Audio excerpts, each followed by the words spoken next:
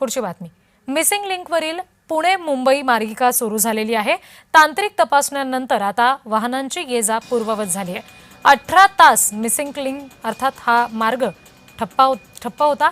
Missing लिंकवरून सत्ताधारी आणि विरोधक आमने-सामने आल्याचं सुद्धा पाहायला मिळालं. विरोधकांनी जोरदार टीका केली, सत्ताधाऱ्यांनी सुद्धा त्याला प्रत्युत्तर दिलेलं होतं आणि अखेर आता 18 तासानंतर एक मार्गिका सुरू झालेली आहे. पुणे मुंबई ही मार्गिका मिसिंग लिंकवरची सुरू झाली आहे. तुमचा मिसिंग लिंकच कसा कोसळतो? कारण मिसिंग लिंक मध्ये फक्त भ्रष्टाचार झाला.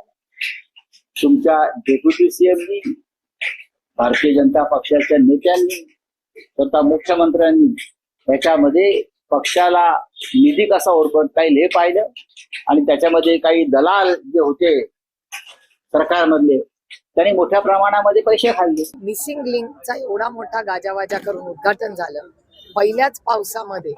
त्यांचं म्हणणं होतं की एवढं डिझाईन टेक्निकली साऊंड आहे की काहीच तिथे होणार नाही आणि अशाच वेळीच पहिल्याच पावसात एवढं मोठी घटना झालेली आहे.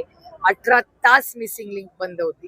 याचा अर्थ ही मोठीच गोष्ट आहे. त्याच्यामुळे याची इन्क्वायरी झाली पाहिजे. इथले जे कोणी कॉन्ट्रॅक्टर असतील त्यांना उत्तर द्यावं लागेल. दरड काय आम्ही जाऊन कोसळला होता? दरड कोसळला तरी ते डॅमेज झालं, दुरुस्त होईल. काही बांधकाम होत असताना 1 वर्ष 1.5 वर्ष हा त्या ठिकाणी काही नादुरुस्ती झालं तर दुरुस्त करून त्याचा पिरियड असतो. म्हणूनच त्याची डिफेक्ट लायबिलिटी पिरियड म्हणतो आपण. बांधकामात काही त्रुटी राहून गेली.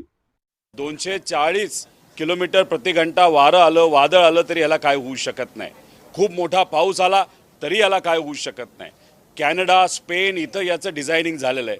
मग एवढं सगळं होऊन सुद्धा परवाच्या पावसामध्ये आत्ताच्या आत्ता इनॉग्रेशन केलेला 2 महिन्यापूर्वी इनॉग्रेशन केलेला हा जो रस्ता आहे, तो जो टनल आहे, तो जो लीक होत असतील, पाण्याचे फवारे सगळीकडनं उडत असतील, रस्ते क्रॅक होत असतील, मग कुठं ना कुठंतरी आम्हाला शंका 100% त्याच्यामध्ये त्या ठिकाणी येते. मिसिंग लिंक सुरू करताना एवढी घाई का केली सरकारने? उद्घाटनाची लवकर सुरू करायची, फटाफट काम आटोपा, ही घाई आणि प्रेशर जो होता हा सरकारचा होता हे मान्य केलं पाहिजे.